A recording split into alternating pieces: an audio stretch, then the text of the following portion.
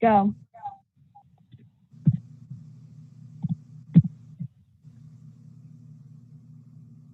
All right, we'll call to order the Social Service Committee meeting today, October the 1st.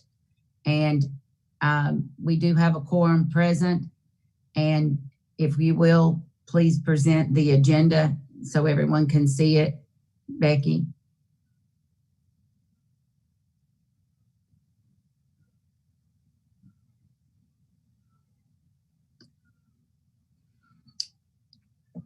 Can you see the agenda? Yes, we can. Okay. Do I have a motion to adopt the agenda as presented? I move to adopt the agenda as presented. Do I have a second? Second. All in favor? Aye. Aye. And Aye. Any opposed? That stands adopted.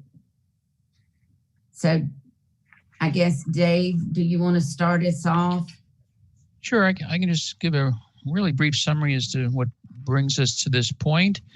In 2020, based on actions of the board and recommendations of this committee last year, all of the services provided by not-for-profit organizations, as opposed to being funded by a lump sum in prior years based on a detailed application and review by this committee and interview and so on, recommendations to the board. For the current year, all those services were converted to contracts, if you will, or agreements of a fee for service, invoices for services provided on a month-to-month basis. It's actually the second year for the juvenile court services for the placement program for the juveniles. But all those organizations were converted over in 2020. It appears to be working as intended. And so therefore, it brought up the question of even the need for this committee to function in that regard, since there's no more awards of lump sums to not-for-profits based on detailed applications and interviews and review. So from this point forward, the board itself, and even with the finance committee review for funding if need be, can move forward with those 7 contracted services as the board sees fit, and they're still funded in the budget. And that's it. That's the summary. And just from my historical perspective, when I got on the board in 2013 and was asked would I serve on this committee, only thing I had to go on was my former United Way experience and budget and allocations. And my first reaction was, why is the government getting involved in making decisions with taxpayer dollars going to nonprofits? I just found it so absurd. And then when I finally, and I think that was the general reaction that every elected official had when they first got into office, was, what the heck are we doing? But then when you finally discovered, that it was from the courts and what it went to, and it was really government agency like money, and what the decision. And then though it usually wound up being a little taken aback, because then politics always enters in some way. And I wanted the process to be more transparent. And I wanted the process to be more, more like the United Way process that I had been a part of in the beginning, that there was more accountability. And that's where it got a little bit more cumbersome, that they had to bring their audits and or bring, more of a presentation that the public could see, and it be more open, and that it was more regulated, and they went through a process of saying what they were going to do with the money. And then it did provide that we got to see more and hear more, and it became more, we saw some things that people didn't like, or it became more obvious. Well, then juvenile court changed tremendously, and Superior Court got more involved, and they decided that instead of just we were doing the review process on some agencies, and they were doing invoices on family and children's services DFACs. We were doing more of an invoice-like service. Then we started doing it more on staff, and then it just sort of snowballed into Robin and Wayne started doing more of that, and it just became and everybody. And as we did that, then Ruth's appointment came up, and Ruth said, I don't see really a need for us. I don't see what we're doing, on this reappointment of what role do we play? And that really caused me to stop and reevaluate, why are we doing this? And so I reached out to Robin first. I talked to Molly, I asked Molly's opinion. I asked our chairman's opinion. And then I asked Ken, and he said, well, really, it goes back to the court. And, it's under the jurisdiction of the court, the committee is. And so I reached out to Robin, and Robin talked to the judges. And Robin, do you want to share what the judges said? Sure. They didn't see the necessity of having to have a social services committee to give out dollars to what are really mandated services. So regardless of what the social services committee does, we are still obligated to place children into these, like Jesse's house, regardless of what is set up by the social services committee. I mean, it could be far less and it could be far more, but we still have to do it. So I guess it's about 2/5 of those agencies that get money from the social services committee, they're mandated services. I think there's about 3 other ones that don't fall into that purview. But it doesn't make much sense for you guys to have to get into the political arena and give out money that we have to use anyway. Right. So Ken said we could take it straight to the board and it be just a board resolution and the board do it. But I felt like that we've had this social service committee and we should get a recommendation from this committee to absolve this committee. And y'all should know what's going on. You've put a lot of time and effort into it, some of you for a few years, and that we should be, treat this committee. It's much cleaner to get a recommendation from this committee to, I guess, absolve or to approve a resolution to absolve this committee, then just go straight to the board with it. And then y'all read about it in the paper. That it would be much better to have a meeting of this committee and let the committee make the recommendation of it rather than the board just do it. It does require board action to do it. The agencies that fall under the purview of the court will still be funded. It won't be that they'll just be not funded and now they won't. Right. They will still be funded, but it'll just be per invoice and not have to come through the actions of this committee, which was, really, we weren't making a decision about the allotment anymore anyway. It was occurring over the invoice of it. Right. Now, the one thing that we did like is that it required the agencies to give us a unit price, whereas before it was just kind of all over the place. And that's something that we would like to keep doing with the agencies. Dave, how could we maintain that? Sure. We'll just bring back all of those agreements to the board again with the rates in it. And you recall we put a maximum funding amount so we're able to at least control the budgeting and the funding for these purposes. And again, if they use up all of that, I think we're going to have one to the board this year with the court's support. The board can always increase the maximum funding and apply budget to it. So there is a budgetary limitation there. But again, publicly, we're paying for actual services provided. So then we would just come with an agreement with the agency of this is what the unit price is. Right. Instead of before where it was all different costs. And now we can pin it down and we can predict, what our budget's going to be and predict for next year, what we're going to need. Right. So and that part was good. Yeah, and we're already gathering those numbers for next year from all the organizations. So we'll Mhm. we'll have that. Yes, so it allows us to project into the future. I mean, I'm hoping that the board, and it'll be a board decision, but I'm hoping Ron will continue to help fund that gateway counselor, and the board will agree to do that. And it came from social service funding, but that's a board decision. Right. That'll be a board decision to make. And they'll have to come and present and ask the board about it. So Robin, you had mentioned that 2 out of the 5 agencies that come and ask for funding are mandated. But then I also heard that all of them were mandated. No, there are some like Mentor Me that we don't make placements to. And so that kind of falls out of our purview.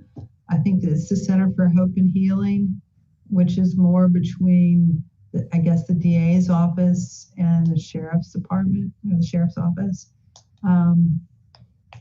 And there's one more, I think I don't recall right away, but they would have to approach the board for funding in a different way if you choose to dissolve the Social Services Committee.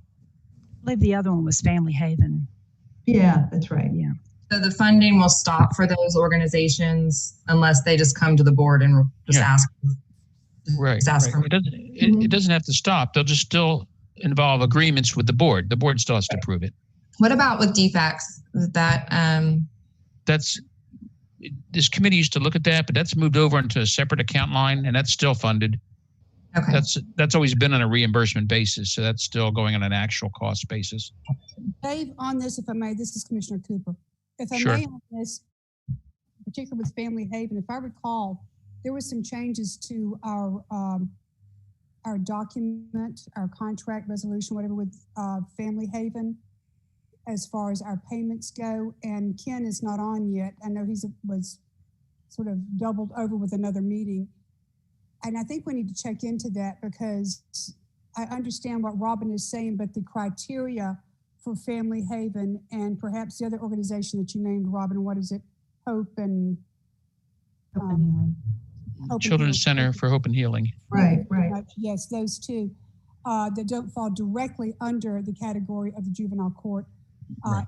However, we made some changes on that, and there was change with our resolution, our ordinance, whatever with that.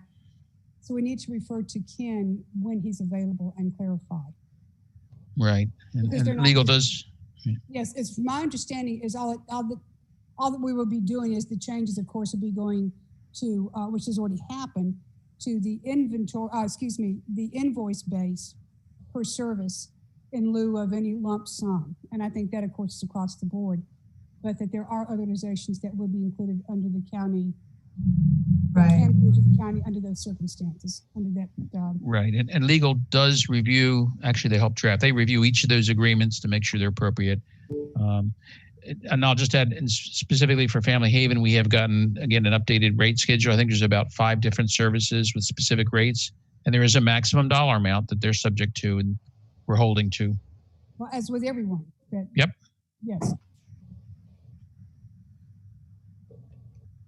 So I'm sorry, I'm going to make sure I'm understanding, because I'm newer on the committee. So now that there's regulation or procedures in place that the board can manage distributing funds, that there's the invoice process, that is how the funding will be allocated and distributed based on their recommendation. So that's why there would not be a need for this committee.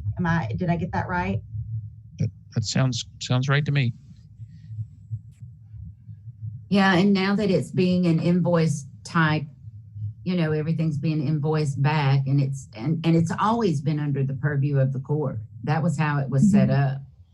And when the court, even when the court was being managed differently, Rusty Jackson had to sign off on all of it.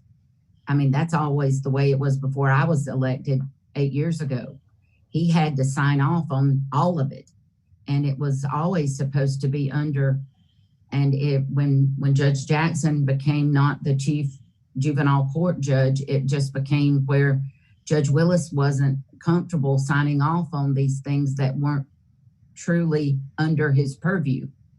Am I saying that right, Robin? Yeah, I think you're correct. I mean, for example, the Boys Lodge is easy. Signing off on, do you think Mentor Me should get money, or even Family Haven, where you don't touch at all, was uncomfortable for him as a judge to say, yeah, I think you should give them this amount of money.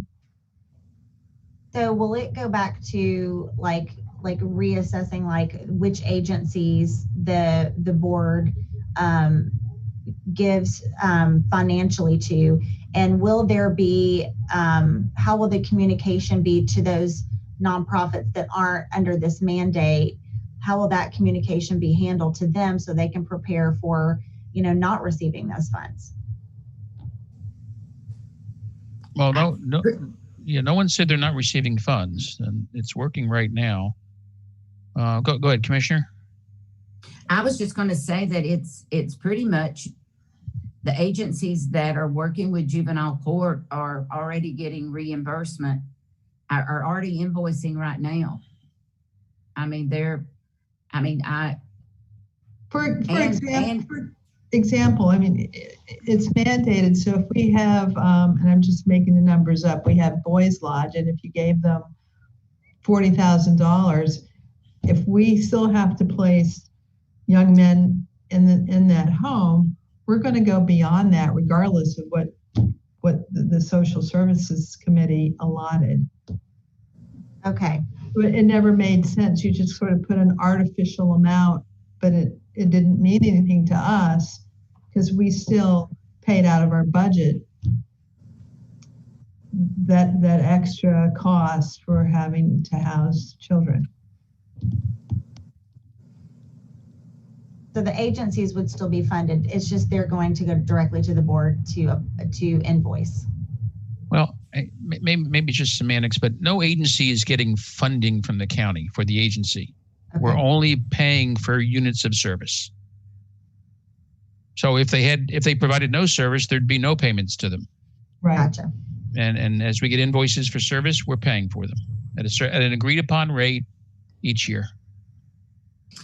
Before they started doing this, the way you're thinking about it, Katie, was the way it was being done. They were getting just a lump sum money.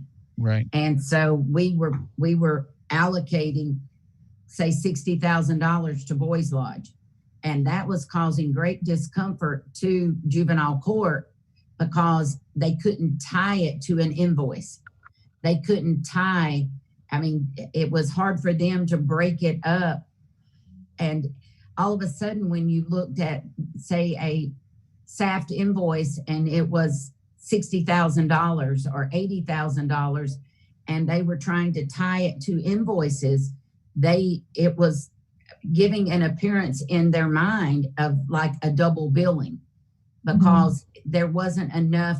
And then if you looked at a SAFT invoice and it was tied to all of a sudden you had a child that was in DFACS and you had DFACS getting funding, it was getting all convoluted between, so DFACS was getting funding for that child, SAF was getting funding for that child, and it became just a web.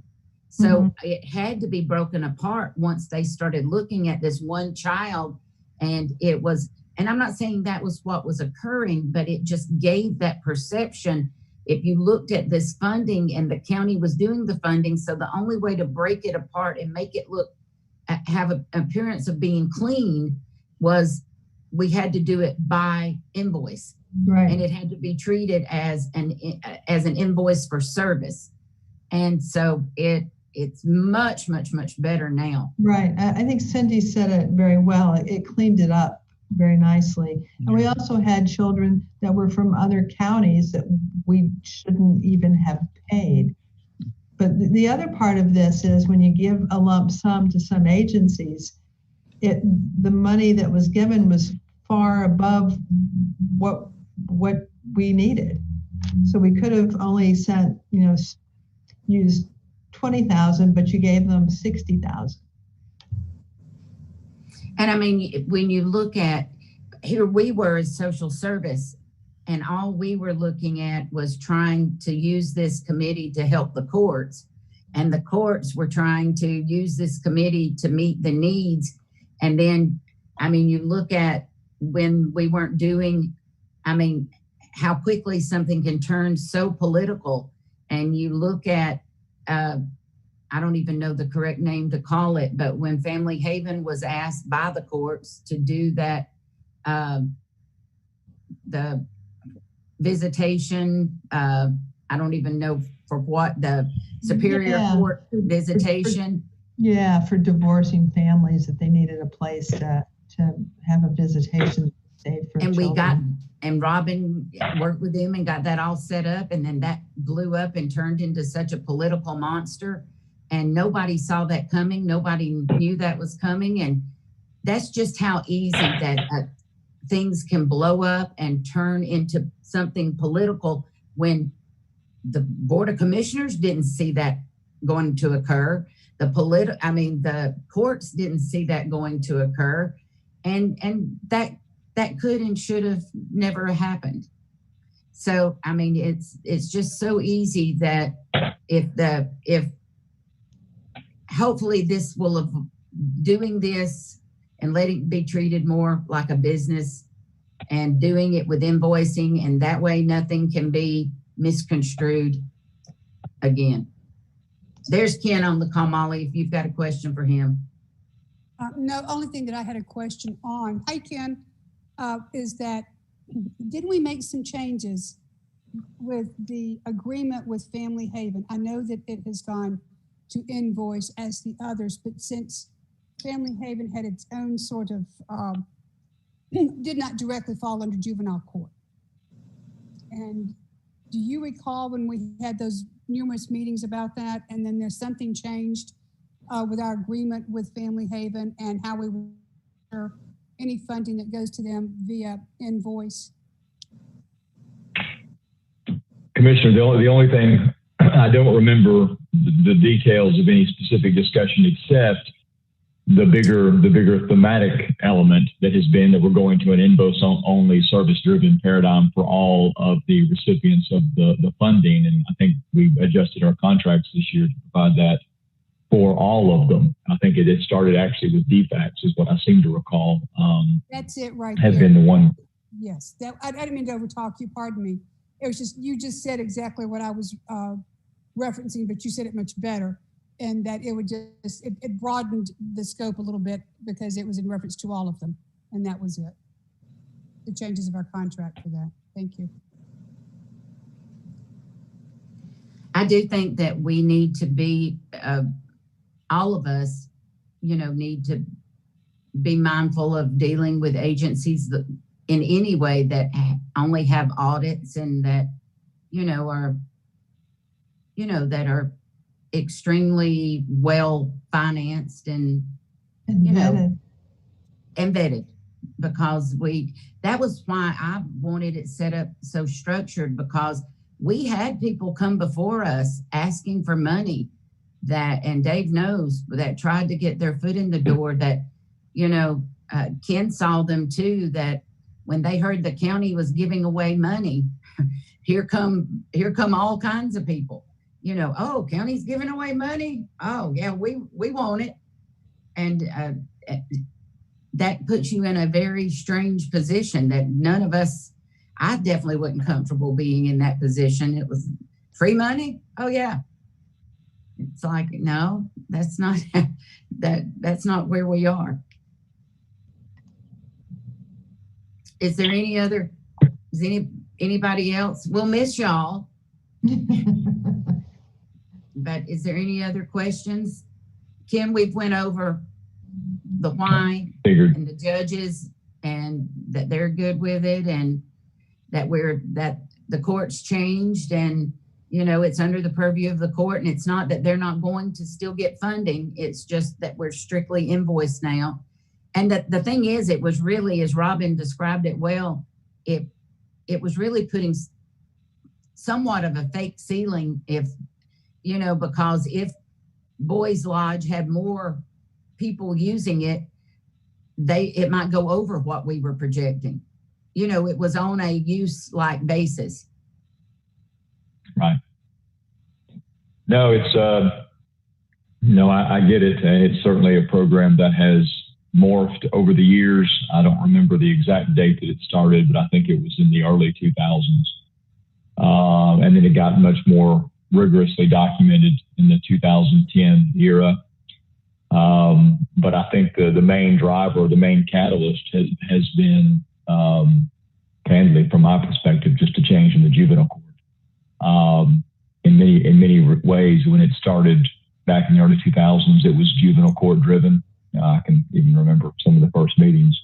And it was always kind of difficult because local governments doing something called the grant program is always a little precarious anyway, which is why we had some of the certifications. I know that Robin, you and I dealt with sort of the court's evolving feelings about those certifications. And that all made sense to me. And so, Commissioner Mills, I think this is candidly the natural culmination of where we've been going for about 6 years. Maybe I know longer. the chair, our chair, Laura, has expressed wanting this to happen to both you and I a few times. It's just cleaner. And Yes. I'm glad the invoicing's working well. Before you got on, we talked about how when Robin was trying to reconcile the invoices and you'd have one child and it would cross so many different agencies and it was just so hard to rectify and make that work. So Let me just say, I love it because from an accountability and legal perspective, it is infinitely cleaner to have an invoicing system as opposed to just a pure grant, pay the money up front system. So, yeah, we sure had a lot of problems throughout the history of this with it not being the way it should be. This should eliminate it. And the bottom line is what I've always wanted, and Robin's heard me echo this over and over, the welfare of the child should be coming first and it should be most paramount. And that's the part I hope doesn't get lost in this. I love what Sarah's doing with, you know, pulling all the agencies together, and Katie's group with the school, you know, are doing wonderful things. I just think that we need the accountability for the child. I mean, if an agency's supposed to be providing for the child and it's, you know, they're not getting counseling or they're not reunifying with parents and it's a month before they're seeing, somebody needs to be yelling about that. Right. We need to be getting a different service or we need to be doing something and somebody needs to be calling that to somebody's attention. I mean, the child's well-being should come before everything else. And that we know that the child already going through that PTSD is already has such a long shot for recovery to begin with, just the separation from the parent in the beginning or just going through the suffering of it in the beginning. But it's all of our job to try to find a way to lessen the impact. And if that agency that's getting funding from taxpayer dollars is doing a terrible job, and then they're having fundraisers taking money from citizens that think they're doing it right, and they're not, somebody should be screaming, no, they're not doing it right. And y'all shouldn't be going along with their wearing a long dress to their fundraiser and acting like they are. Don't go drinking their bourbon and saying they're doing it right because they're not doing it right. That's just my 2 cents. I do have another meeting, so I wanted to make sure there wasn't anything else you needed from me. But of course, I'm in agreement with all of you, and thank you for the clarification. Well, Kim, what should the motion sound like? Motion should be, candidly, a recommendation from the Forsyth County Social Security, that's funny. Social I've been dealing Security. with the Social Security issue this morning, Social Services Committee, that the board effectuate its termination. And then we'll put that on a work session. Do I have a motion for that? So moved. Do I have a second? All right, I had a second from Ruth, but she was muted. Okay, all in favor? Aye. Aye. And that's any opposed? That is unanimous. So we will send that to the board. Dave or Ken, will y'all make sure? Commissioner Mills Got it. dropped off. No, I got a call and it just, will y'all make sure it gets on the next work session? Ken, will you Mr. take care of Dave, that, or do you I'll want add it. us to? Yeah, Okay. I'll add it. That's fine. All right, do I have a motion? Is there any other business to come before social service? I think we combined our agenda items. Hearing none, is there a motion to adjourn? Can y'all hear me? Yes, I'll motion. Move. All right, we have a motion and a second. All in favor? Aye. Aye. Aye. Any opposed? We are now adjourned. Thank y'all so much for all your efforts. Thanks, guys. Guys. Bye.